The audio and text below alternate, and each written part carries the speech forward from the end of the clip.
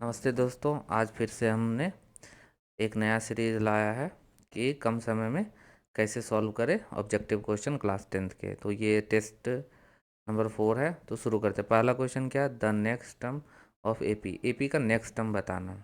अच्छा, इसको कैसे सॉल्व करेंगे? आप देखो, √6 है, √24 है और √54 है। मुझे एक बात बताओ, एपी जब भी हमने पढ़ा है, एपी क्या होता है? Next term minus previous term. मतलब इन दोनों का क्या करना है? डिफ्रेंशिएट करना है।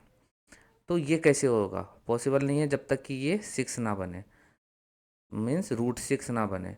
तो ये √6 हुआ, और ये आप जब भी इसको अलग करोगे तो आप देखोगे √4, √6, और फिर अगला नंबर आएगा 9 √6। ये क्यों आ रहा है? इस आप ध्यान से देखोगे तो आपको ये मिलेगा कि सारे स्क्वायर नंबर आ रहे हैं। क्यों स्क्वायर नंबर ही ऐसा है कि ब्रैकेट से रूट से निकल सके। तो यहाँ पे 1 का यहाँ पे 2 का स्क्वायर और यहाँ पे 3 का स्क्वायर। तो अगला नंबर क्या होगा? 4 का स्क्वायर। 4 का स्क्वायर मीन्स 16। 16 6 जा 96। कौन है? B number. If a quadratic equation has two real and equal. अच्छा, इक्वल रूट और real, is it mean D equal to 0। इसका मतलब क्या हुआ? B² - 4AC कितना होना चाहिए? 0। तो C इक्वल टू क्या होगा? B²/4A। ये फॉर्मूला भी होता है, आप इसको नोट डाउन कर लेना। Distance of a point -6 from x axis. जब भी बोले एक्स एक्सिस, इसका मतलब हो गया कि एक्स एक्सिस में कहीं से भी हम इसको कंपेयर कर सकते हैं। तो जब भी बोले ना कि एक्स एक्सिस से डिस्टेंस बताना है तो वाई कोऑर्डिनेट हो जाता है। कौन सा होता है? फ्रॉम, अगर एक्स एक्सिस से पूछे तो आंसर होता है वाई कोऑर्डिनेट। अगर फ्रॉम वाई एक्सिस से पूछे, आंसर कौन सा हो जाएगा? X coordinate.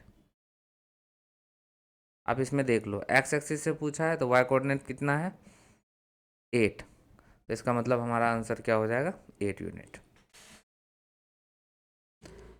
The ratio of HCF to LCM of the list composite number. List composite number आपको पता होना चाहिए कि 4 होता है, और लिस्ट प्राइम नंबर 2 होता है। तो इन दोनों का रेशियो 2:1। The next question. अच्छा, सरकमफ्रेंस ऑफ 2 सर्कल दिया हुआ है, आर इन द रेशियो इतना, व्हाट इज रेडियाई? 4:5। मैं पहले भी पढ़ा चुका हूँ कि पेरीमीटर को हम लोग किस में नापते हैं? सेंटीमीटर या मीटर में। रेडियस भी हमारा क्या होता है? सेंटीमीटर या मीटर में। पैरामीटर का रेशियो क्या है? 4:5। तो रेडियस में भी कोई पावर नहीं है तो 4:5। अगर यहीं से आपको अगर एरिया पूछता किसी का, तो एरिया हम किस में नापते हैं? सेंटीमीटर स्क्वायर या मीटर स्क्वायर। तो इसका रेशियो क्या हो जाता? 4 का स्क्वायर/5 का स्क्वायर। और अगर वॉल्यूम पूछता, सपोज मान के चलिए स्फेयर रहता, उसका वॉल्यूम पूछता, तो उसको नापते किस में? सेंटीमीटर क्यूब और मीटर क्यूब। तो उसका फिर क्या हो जाता? 4 का क्यूब/5 का क्यूब। ये याद रखिएगा, बहुत ही इंपॉर्टेंट है। तो आंसर हमारा हो गया 4:5। कुछ कैलकुलेट नहीं करना है इसमें, ये तो फॉर्मूला होता है। Mode equal to 3 median minus 2 mean. इसके लिए कुछ करना नहीं है। अच्छा, the point of intersection of line represented by इतना Y axis. Y axis means क्या बताया हूँ मैं? प्रीवियस वीडियोस में भी बताया हूँ कि वाई एक्सिस मीन्स क्या होता है कि एक्स कोऑर्डिनेट 0। क्या होता है? X coordinate 0। अगर कोई लाइन वाई एक्सिस को काटती है तो वहाँ पे कुछ भी हो, सपोज ए हो, लेकिन वाई की कोऑर्डिनेट क्या होगी? 0। और ये कोऑर्डिनेट जो है, ये सेटिस्फाई करेगी इस लाइन के इक्वेशन को। मीन्स, सॉरी उल्टा हो गया ये, 0 और ए। तो मीन्स एक्स इक्वल टू 0। जैसे ही आप एक्स इक्वल टू 0 करोगे तो वाई की वैल्यू क्या आ जाए? -y3। तो वाई -3। अब आप देख लो, वाई एक्सिस जैसे बोला एक्स कोऑर्डिनेट 0, इसमें है नहीं, इसमें है नहीं, ये दोनों है। अब 3 होगा कि -3 होगा? तो -3। तो ये, अगर आपको ये वाला ऑप्शन नहीं देता तो आप इतना भी कैलकुलेशन नहीं करते, बस सिर्फ देख लेते हैं एक्स इक्वल टू 0 कहाँ है, क्योंकि वाई एक्सिस बोला है तो एक्स इक्वल टू 0 फट से मार देते। If A and B are zeros of the polynomial x² - a, find the value of B. Means alpha into beta बोल रहा है। अल्फा इंटू बीटा क्या, अब इसको देखिए, अब मैं रहता तो तुरंत मार देता, फिर भी आप लोग को बता देता, ये लिखा हुआ। अगर इसको सही तरीके से लिखूँ, एक्स स्क्वायर प्लस सपोज मान के चले एक्स इंटू जीरो लिख सकते हैं, -1, तो आपका यहाँ का वैल्यू हो गया ए, यहाँ का वैल्यू हो गया बी, और यहाँ का वैल्यू हो गया सी। अल्फा इंटू बीटा बराबर क्या होता है, सी बाय ए। सी की वैल्यू कितनी है, -1, और ए की वैल्यू 1, तो -1। कुछ करना ही नहीं है। हाँ, पोल ऑफ, ये क्वेश्चन दोबारा रिपीट हो गया, कोई नहीं, ये अलग सेट में आया है फिर से क्वेश्चन। इफ़ अ पोल कितना 6 मीटर लंबा, शैडो बना रहा है 2√3, तो आपसे पूछ, इसमें कुछ करना ही नहीं है, मैंने आप लोग को पहले भी बताया हूँ ट्रायंगल, और उस ट्रायंगल का भी इसमें यूज नहीं, क्यों? आप ये बताओ पोल 6 मीटर लंबा है और शैडो 2√3 है, आप जब भी यहाँ खड़ा होंगे तो अगर आपको ये देखना होगा ये वाला एरिया, तो आपको अपना सर क्या करना होगा, ज़्यादा से ज़्यादा ऊपर घुमाना होगा। इसका मतलब हो गया एंगल जो होगा बहुत बड़ा बनेगा, है ना। 90 हो नहीं सकता, 90 मतलब होता है कि आप पोल के नीचे ही खड़े हो जाइए पूरा एकदम चिपक के, 90 हो नहीं सकता। 45 में क्या होता है, दोनों रेशियो बराबर, मीन्स अगर ये 6 तो ये भी 6 होना चाहिए 45 के अनुसार। तो यहाँ पे या तो 30 होगा या तो 60 होगा। अब आप बताइए कि आपको कौन सा एंगल बड़ा लग रहा है, तो 60 आंसर, इसका -1। अब कैसे, आपको प्रैक्टिस इसकी ज़रूरत, देखिए कॉस स्क्वायर, इधर इधर नीचे बेस बराबर है, इसका मतलब साइन स्क्वायर हो गया, दोनों का कॉमन, ये हो गया कॉस स्क्वायर, अब -1, ऐसा फॉर्मूला है ही नहीं, 1 माइनस कॉस स्क्वायर है, मतलब इसको पलटेंगे तो माइनस जरूर आएगा, क्योंकि नीचे स्क्वायर नंबर है, तो माइनस आया, तो माइनस कहाँ है, सिर्फ यहाँ पे है, माइनस ये। अब bag contain 5 pink, 8 blue, 7 yellow ball, one ball is drawn at random from the bag, what is the probability of getting neither blue nor bag pink, मतलब ना ब्लू आए ना पिंक आए, तो आए क्या, येलो। येलो कितना है हमारा, 7, 7 कहाँ पे है, और टोटल कितना है, 8, 5, 13, 20, यही तो है। मैं इसलिए चेक कर रहा था कहीं 7 का मल्टीपल तो नीचे नहीं आ रहा, इसलिए। ये बहुत ईजी है, आपको दिया हुआ triangle P Q R, triangle A B C, जैसे पी क्यू की वैल्यू 6 है और ए बी की वैल्यू 8 है, रिलेशन आप देखोगे तो 3 और कितने का आएगा, 4 का। अब पैरीमीटर मैंने क्या बोला है, पैरीमीटर में स्क्वायर नहीं होता, जैसे सेंटीमीटर, और साइड भी क्या है, सेंटीमीटर, इसलिए जो इसका रेशियो आया वही होगा 36। 4 की वैल्यू कितनी, 36, कैसे बना होगा, 9 से, और 9 के टेबल में आने वाला नंबर इधर कौन सा है, देख के आप बता सकते हो, 27, डेसिमल वाला तो होता भी नहीं। डिस्टेंस फ्रॉम ओरिजिन, अच्छा ओरिजिन से अब पूछ रहा है, ओरिजिन आप समझते हो ऐसे, ओरिजिन से अगर किसी भी पॉइंट को पूछता है डिस्टेंस, आप देखोगे आपको क्या मिलेगा, राइट एंगल।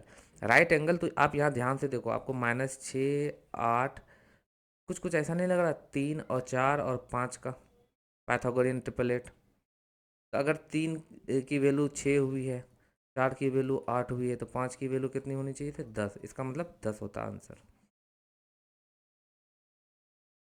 इसमें ये आंसर होगा।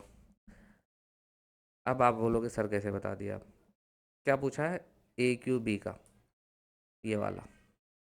मुझे एक बात बताओ, यहाँ पे हम लोग पढ़े हुए हैं क्या, कि ये साइक्लिक क्वाड्रिलेटरल होता है, इट मीन्स अगर ये 155 है तो ये होगा 180 माइनस 155, सॉरी 180 माइनस 55। मुझे ये बताए, अगर 180 मतलब जीरो में अगर 55 घटाएंगे तो आपको कैसा नंबर मिलेगा, ऑड की इवन। आप कहोगे सर इवन ये है, इवन में ऑड घट गया तो ऑड ही आता है, अब घटा के देख लेना, ठीक है, ऑड आएगा। अब आप बताओ, और यहाँ का जो एंगल होता है उसका यहाँ पे हाफ होता है, आप मुझे ये बताओ कि क्या ऑड कभी 2 से डिवाइड होता है, नहीं। इसका मतलब जो भी वैल्यू आएगा डेसिमल में आना चाहिए, बटा में, और इसमें कोई भी ऑप्शन जो है बटा वाला नहीं है, सिवाय इसके, तो आंसर ए, आप चेक कर लेना, यही आंसर आएगा। आ गया ये ट्रायंगल फिर से, इसमें क्या बताया हूँ मैं, कि अगर ये 30 डिग्री है तो ये आपको एकदम याद रखना होगा कि इसका रेशियो ऐसे होता है। अब 4 सेंटीमीटर इसकी वैल्यू दी हुई थी, 2 4 कैसे बना होगा, 2 से मल्टीप्लाई, और तो √3 कैसे बनेगा, 2 से मल्टीप्लाई, तो 2√3, 3 आंसर। अगर आपने प्रीवियस वीडियो देखा होगा तो आप इसे देखते ही आप मार सकते हो इसको, और आपको ऑब्जेक्टिव में ऐसे ही क्वेश्चन आएंगे, ज़्यादा कैलकुलेटिव नहीं आ सकते।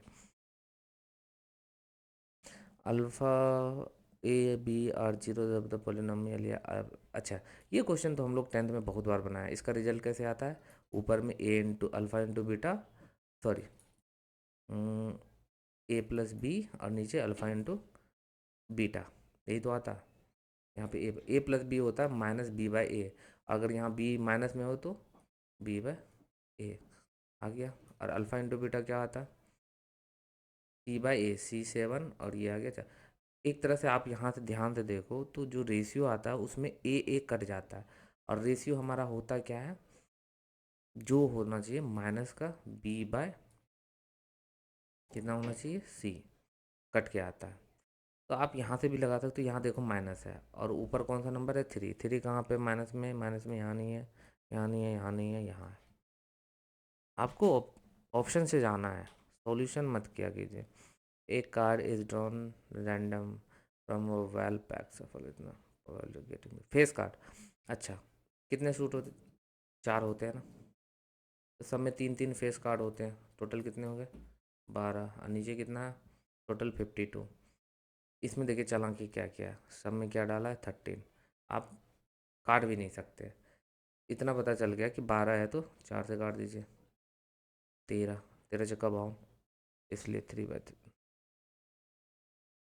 नेक्स्ट 18, इसका रेशियो पूछा, ए की लेंथ। अच्छा, टुकड़ों में पूछा, तो इसका भी टुकड़ों में कर लेते हैं 4। अब क्या करेंगे? 3/4 और x/3, यही तो होगा। 9/4, मैं कुछ करूँगा भी नहीं। क्यों? देखिए, अगर रिमाइंडर 1 बचता है, ठीक है, तो 4 से अगर कोई नंबर 1 बचता है तो रिमाइंडर में क्या करते हैं हम लोग? डेसिमल डाल के 0 बिठाते हैं, मतलब 10। 4 को जब भी 10 में डिवाइड करते हैं तो हमें 25 मिलता है डेसिमल में। 25 कहाँ पे है? यहाँ पे, खत्म। अगर रिमाइंडर 2 बचता है, ठीक है, रिमाइंडर 2 बचता है तो आपको क्या मिलता है? डेसिमल के बाद 5 मिलता है। ये चीज़ नंबर सिस्टम्स में है, अगर वहाँ से आपका प्रैक्टिस है तो आप आसानी से कर सकते हैं। 2.5 एसर्शन और टू वाला, तो ये तो होता है ए बी सी। एक्चुअल में ये तो ए होता है, ये क्या होता है? ए प्लस डी। अगला नंबर A+2D। इसको लिखने का दूसरा भी तरीका होता है, क्या? हम इसको ए मान लेते हैं तो A-D, और ये क्या हो जाता है? A+D, यही तो होता है। अब आप इन दोनों को जोड़िएगा तो -D कैंसिल, तो 2A आएगा, जो कि बीच वाले का क्या है? 2 गुना है, तो सही है। Sum of first N odd number n² होता है, तो दोनों सही है, लेकिन करेक्ट एक्सप्लेनेशन नहीं है, इतना याद रखिएगा। क्योंकि करेक्ट एक्सप्लेनेशन मतलब ये ऑड नंबर के बारे में बात कर रहा है, और ये फॉर्मूला के बारे में, क्या इसका कोई रिलेशन है इसके साथ? नहीं। What is the probability that the leap year, अच्छा लीप ईयर का पूछा है, तो लीप ईयर आप कितना? 360। तो इतना तो पता है, एक सप्ते में एक संडे आ ही जाता है। 7 से आप डिवाइड करोगे तो आपको जो है रिमाइंडर 2 बच जाएगा लास्ट में। इसका मतलब 2 में कोई भी दिन आ सकता है। मंडे, मंडे के बाद ट्यूसडे, ट्यूसडे के बाद वेनसडे, वेंसडे के बाद थर्सडे, थर्सडे के बाद फ्राइडे, फ्राइडे अगर पहला दिन फ्राइडे आ गया तो दूसरा सैटरडे आएगा, सैटरडे अगर आ गया तो संडे आएगा, और संडे अगर आ गया पहले में ही संडे तो दूसरे में मंडे। तो ऐसे कितने सेट मिले जिसमें संडे अपीयर हुआ? तो 2। और टोटल पॉसिबिलिटी कितना? 1 2 3 4 5 6 7, तो 2/7, जो कि सही है। और ये स्टार क्वेश्चन है, अगर ये सब तो आपको याद होने चाहिए एकदम। और नॉन लिप ईयर की बात करें तो 1 होता है दिन, और एक में सिर्फ 7 ही दिन आ सकते हो, कोई भी एक आ जाए अपीयर हो जाए, तो 5/7 नहीं हो सकता। तो सिर्फ ए सही है। आई होप कि आपको वीडियो अच्छी लगी होगी। अगर कोई प्रॉब्लम है या कोई दिक्कत है या कोई क्वेश्चन का एकदम सॉल्यूशन चाहिए प्रॉपर तरीके से, तो आप कमेंट बॉक्स में लिख सकते हैं। कृपया मेरे चैनल को सब्सक्राइब करें। तब तक के लिए धन्यवाद।